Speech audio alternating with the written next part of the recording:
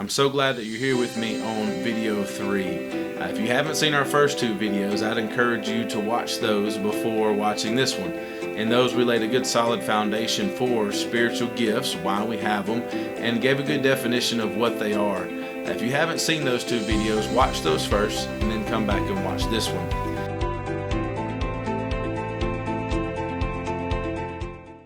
What we're going to do in these next few, we're going to take this list of spiritual gifts in Romans chapter 12, the 7 gifts listed there, and we're going to spend one video on each gift. And the goal is to help you understand what these gifts are as you pray and work through this and ask the Lord, is this the gift that He has given you? And also I want you to remember this, you may have more than one gift. That is absolutely okay. The Lord gives as He desires, and He loves you, and He knows what He wants to use you to do in the gift that He's given you. Before we jump into the first one, remember our foundational truths. The church is God's plan for gospel expansion, meaning the church is God's plan to take the gospel to the ends of the earth. The church is God's plan A, not plan B. And also, the church grows when believers exercise their spiritual gifts. You want your church to grow? Then you find out your gift and you get to work, and I believe you do, because you wouldn't be watching this video if you didn't want to. So let's look at this list of gifts here in Romans chapter 12, starting in verse 6. Paul says, "Since we have gifts that differ according to the grace given to us, each of us is to exercise them accordingly.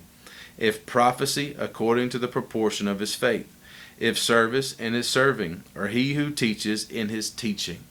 Now notice the first gift listed is the gift of prophecy. Now we're going to hit that one probably at the end because it requires a little more explanation. But today we want to focus on the gift of service. Now let me tell you, I love people who have the gift of service.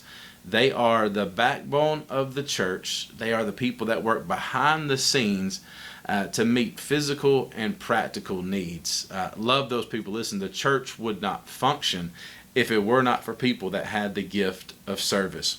So many people that I think about in ministry and that I admire are not preachers necessarily, but they are people who do the work of a servant and don't even want or get the credit for anything that they do.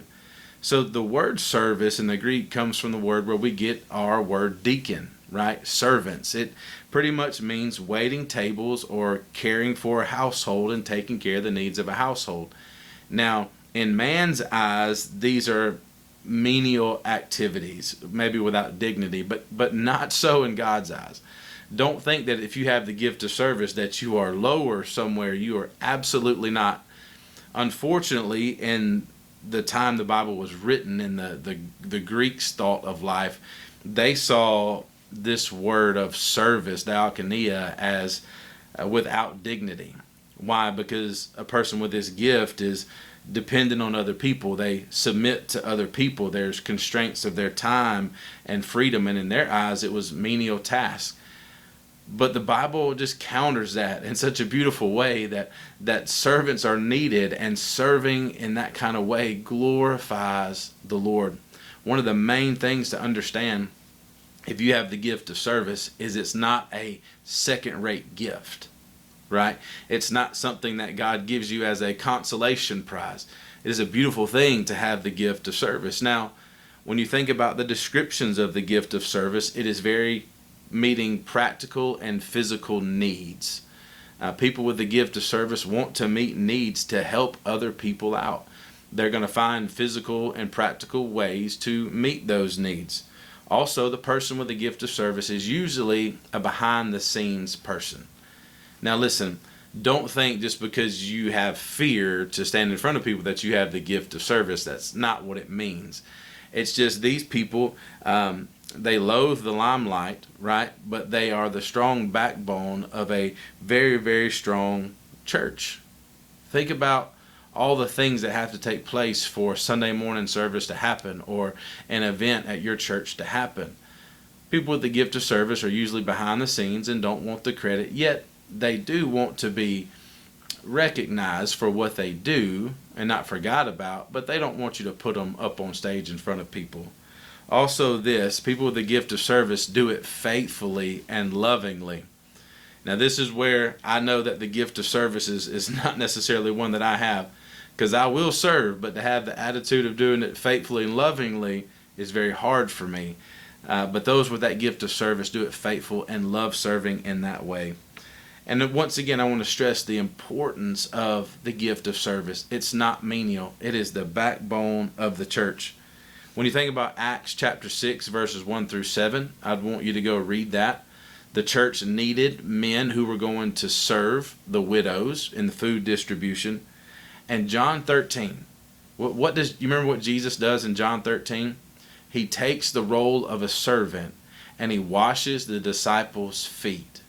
And even more than that, Matthew 20:28 says, just as the Son of Man did not come to be served, but to serve and to give his life a ransom for many. Listen, if you have the gift of service, don't think that you're lower than the preacher or you're lower than the teacher, the people out front.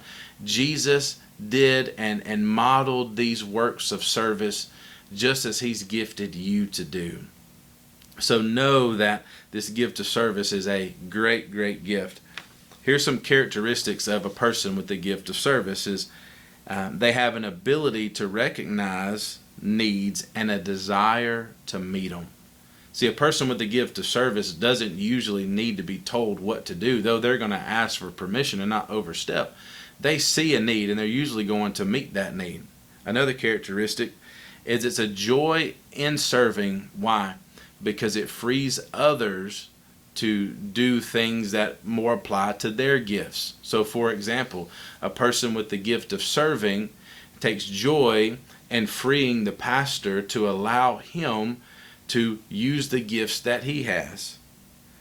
They have a desire to be appreciated for what they do, but do not require public fanfare and to be brought up in front of people. So when I think about this gift of service, one that comes to mind is a man that I served with a few years ago in ministry. And we went on a youth trip, on a mission trip, and I remember having all the guys and him in our hotel room that night doing a devotion. And I remember I asked each one of them what they believed their vision and calling was that God had given them. And we went around the room and some of the guys shared. But it got to this certain man, and I'll never forget what he said. I believe he has the gift of service, and I'll never forget what he said. He says, my vision and my calling is to make sure that your vision and your calling happens. So here's what he was saying. He knew that the reason God had gifted him with the gift of service was to do the background and administrative work to allow our vision and our ministry to be successful. That's the gift of service. Somebody who's behind the scenes, the backbone of the church, and does a lot of the heavy lifting so that others can succeed and they take joy in serving in that way. So maybe you have the gift of serving. You should ask the Lord, you should search the scriptures, you should ask other people, and go through this video. Do some of those characteristics line up with how God is leading your heart? I love servants, and if God has given you that gift of service, I would encourage you, start working in your church and serving right away.